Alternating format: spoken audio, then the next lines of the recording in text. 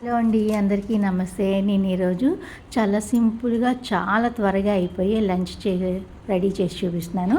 నేను జీరా రైసు అలాగే దహి తడక చేసి చూపిస్తున్నాను.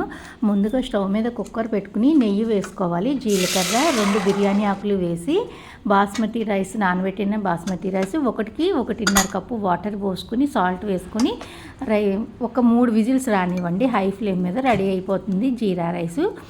దహి తడకాకి మనం పెరుగుని బాగా బీట్ చేసి పెట్టుకోవాలి. చిక్కటి పెరుగు ఉంటేనే బాగుంటుందండి, పెరుగు గట్టిగా ఉండాలి.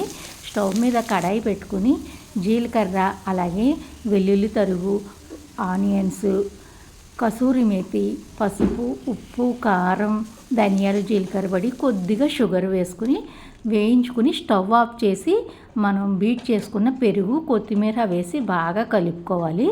స్టవ్ ఆఫ్ చేసి మాత్రమే వేసుకోండి, లేకపోతే విరిగిపోయినట్టు అయిపోతుంది. మనకి ఇంట్లో కూరగాయలు ఏమీ లేనప్పుడు ఇది చేసుకు తినండి, చాలా బాగుంది.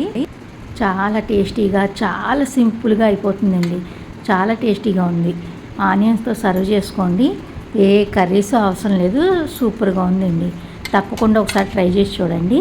ఈ వీడియో కనుక మీకు నచ్చినట్లయితే లైక్ చేయండి, షేర్ చేయండి, సబ్స్క్రైబ్ చేసుకోండి. మళ్ళీ మరొక వీడియోలో కలుద్దాం. అంతవరకు బాయ్ బాయ్ ఫ్రెండ్స్.